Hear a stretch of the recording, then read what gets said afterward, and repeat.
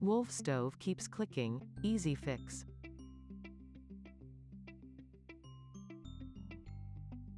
It can be unnerving and concerning if you've been experiencing a clicking sound coming from your Wolf stove.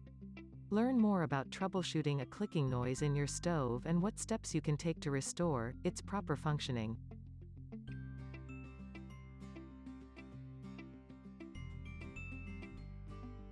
First, check the igniters. To test if this is the problem, look at each of the igniters in your stove.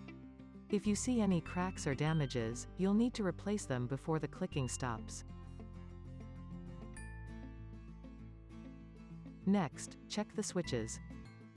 Take a look at your stove switches and knobs, to ensure that they're securely in place and functioning properly.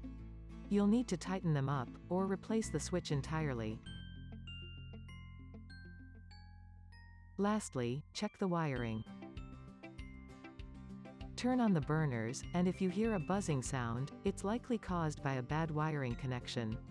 You need to check all of the connections in your stove, and rewire them, if necessary.